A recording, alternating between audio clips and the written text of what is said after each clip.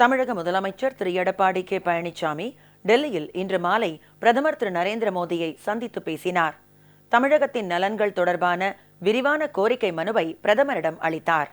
ஏழை எளிய கிராமப்புற மாணவ மாணவியரை பெரிதும் பாதிக்கும் நீட் தேர்விலிருந்து தமிழகத்திற்கு விலக்கு அளிக்கும் சட்ட முன்வடிவுக்கு மத்திய அரசு ஒப்புதல் அளிக்க வேண்டும், தஞ்சாவூரில் எய்ம்ஸ் மருத்துவமனையை விரைவில் அமைக்க வேண்டும் என்பன உள்ளிட்ட பல்வேறு கோரிக்கைகளை பிரதமரிடம் முதலமைச்சர் வலியுறுத்தினார். மறைந்த மாண்புமிகு முதலமைச்சர் அம்மாவின் வழியில் செயல்படும் அரசை தமிழகத்தில் மீண்டும் அமைக்க வேண்டும் என்ற அஇஅதிமுக பொதுச் செயலாளர் சின்னம்மாவின் சபதத்தை நிறைவேற்றும் வகையில் முதலமைச்சர் திரு எடப்பாடி கே பழனிசாமி தலைமையில் கழக அரசு அமைந்துள்ளது. முதலமைச்சராக பொறுப்பேற்ற பின்னர் திரு எடப்பாடி கே பழனிசாமி முதன்முறையாக டெல்லி சென்று பிரதமர் திரு நரேந்திர மோடியை இன்று சந்தித்து பேசினார். தமிழகத்தின் நலன்கள் தொடர்பான விரிவான கோரிக்கை மனுவை பிரதமரிடம் முதலமைச்சர் அளித்தார்.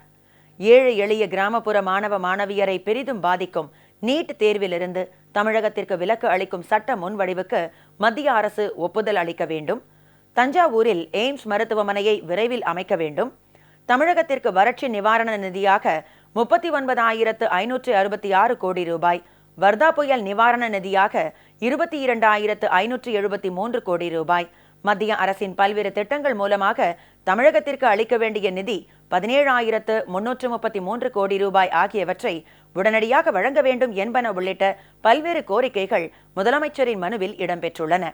இச்சந்திப்புக்கு பின்னர் செய்தியாளர்களுக்கு பேட்டியளித்த முதலமைச்சர் திரு எடப்பாடி கே பழனிசாமி தமிழக நலன்கள் தொடர்பாக பிரதமரிடம் தான் வலியுறுத்திய கோரிக்கைகள் குறித்து விளக்கமாக எடுத்து கூறினார்.